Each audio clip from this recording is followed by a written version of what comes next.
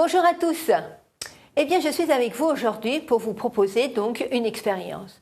Une expérience qui va se faire donc avec de la terre, avec des filtres, avec voilà, de l'eau auquel vous aurez ajouté de la terre, et puis donc une bouteille en plastique qu'on aura coupée, si vous voulez, voilà la partie du haut.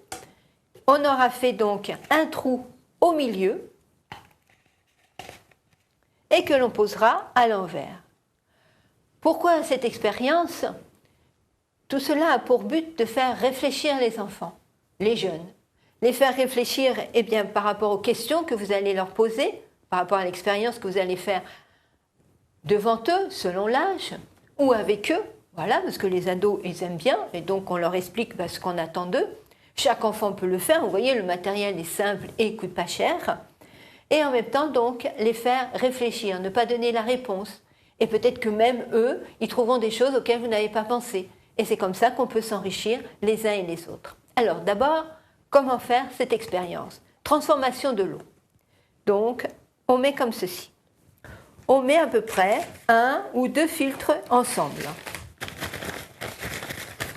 Et vous mettez donc à l'intérieur. Voilà. D'accord? C'est simple, hein? De là, on va ajouter donc un peu de terre dans le filtre. Voilà, hop. Je mets donc de la terre. Vous voyez? Donc, le filtre, je mets de la terre, je pose à l'intérieur. N'oubliez pas qu'il y a un trou, pas un trou béant, hein, un trou, voilà, simplement, par exemple, le trou de la grosseur d'un clou. Mais un petit clou, pas le gros clou, d'accord?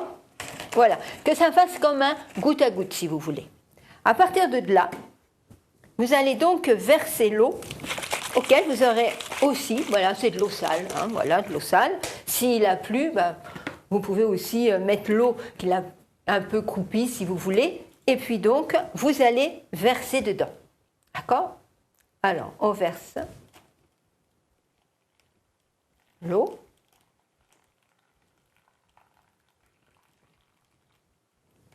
Et voilà. Et maintenant, donc, si je lève pour que vous puissiez bien voir, vous voyez, il y a comme un goutte à goutte. Et si l'on voit bien, les gouttes d'eau qui tombent, on voit que ça ne correspond pas donc à ce mélange de terre qu'on a mis, et puis qu'on a encore remélangé, on a mis de l'eau, mais pas de l'eau propre, de l'eau qui était sale. Et on voit qu'à travers le filtre, l'eau devient donc beaucoup plus claire. À ce moment-là, vous pouvez demander donc à vos jeunes à quoi pourrait donc correspondre cette eau sale? À quoi pourrait correspondre la terre qu'on a mis donc dans le filtre? À quoi correspondent les filtres? Hein, on en a mis 2. Et puis cette eau, qui est beaucoup plus claire, à quoi peut-elle représenter?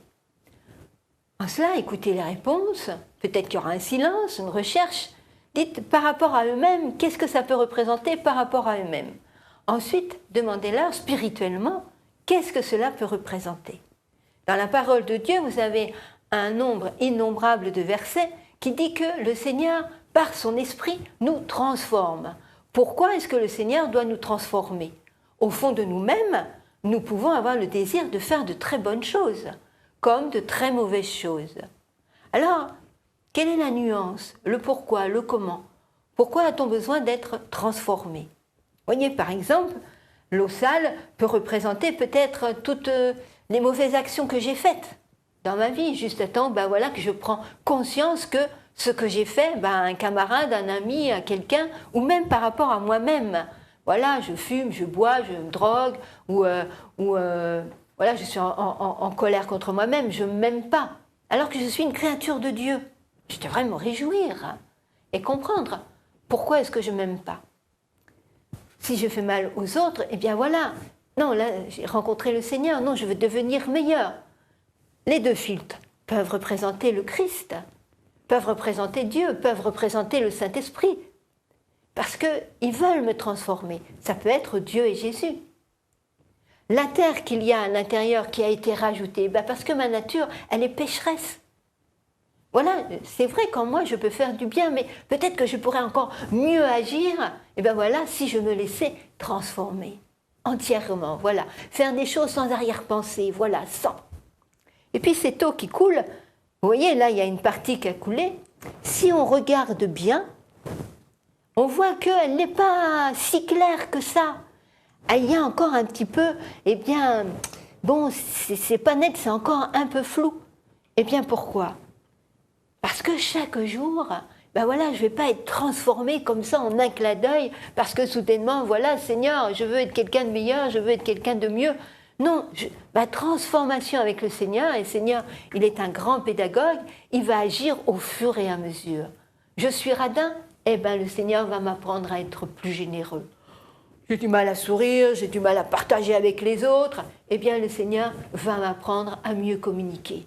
Voyez, chaque problème que vous allez avoir en vous, qui peut être donc, eh bien voilà, une pierre d'achoppement, si je puis dire, et vous empêcher de grandir et d'être heureux, de devenir un homme et une femme, eh bien qui auront le respect et la valeur, déjà pour soi-même et pour les autres. Pour cela, il faudra bien sûr lire la parole de Dieu, il faudra donc communiquer avec lui, eh bien voilà, et au fur et à mesure, le filtre, ben voilà, Jésus est mort pour moi, le Seigneur qui a le désir de me sauver et le Saint-Esprit qui a le désir de me transformer, eh bien au fur et à mesure que je vais évoluer dans ma vie, au fur et à mesure, les filtres feront en sorte que mon eau devienne claire. Bon partage avec les jeunes et à une prochaine fois. Au revoir.